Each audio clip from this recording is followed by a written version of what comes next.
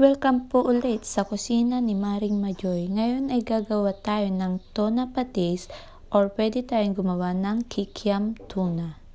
At ito ang ating mga ingredients.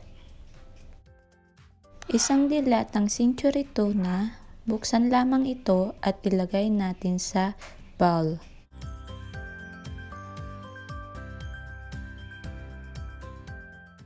At smash lang natin ito ng kaunti.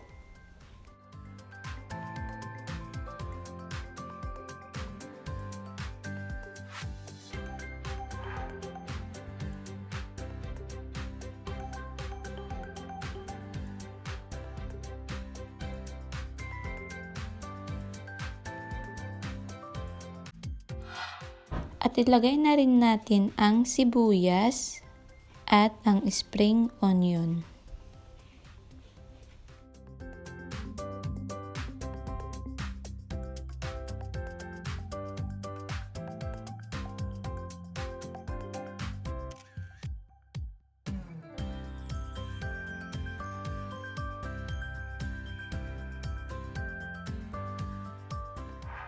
Haluin lamang ito at ilagay sa blender. Maglagay din tayo ng isang itlog para sa ating blend. Kapag na-blend na natin lahat, ibalik ito sa bowl at maglalagay na tayo ng self-raising flour. Maglagay lang tayo ng 7 tablespoon of self-raising flour sa ating bowl at i-mix itong maigi.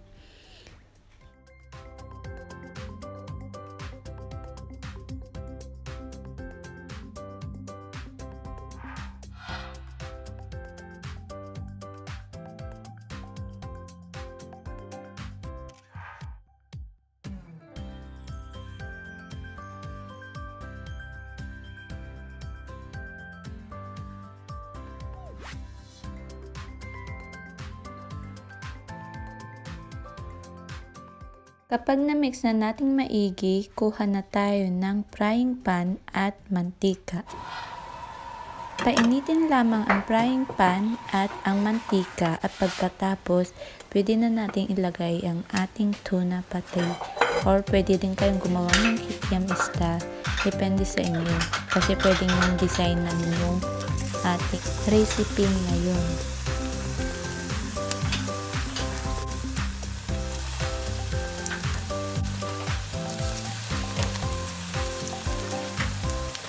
Hintayin lamang hanggang mag-brown at kapag nag-brown na ito, pwede na nating tanggalin sa ating pan.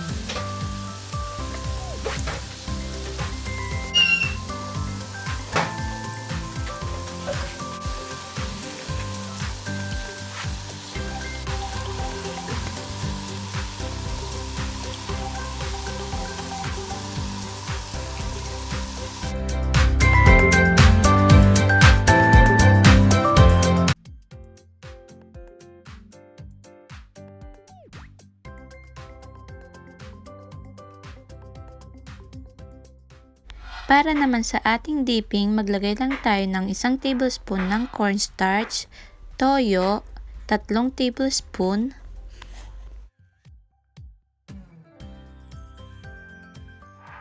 at maglagay din tayo ng paminta at asin, at saka chili or sa atin ay sili.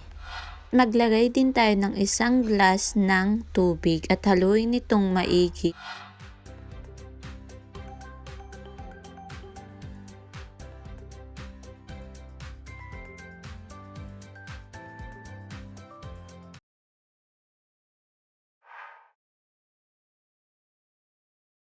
Sa pinaglutuan natin kanina ng ating pate tuna, maglagay lang tayo ng mantika, red onion, at spring onion at lutuin ito.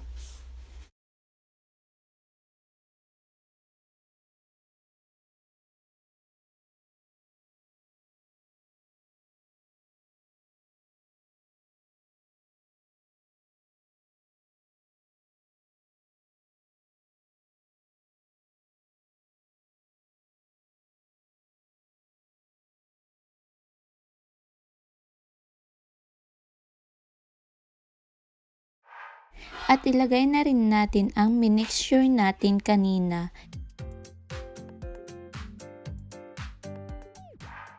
Hintayin natin siya maging sticky at maglagay na rin tayo ng brown sugar. Pagkatapos nito, hintayin na natin siya maging sticky at pwede na natin gawing dip.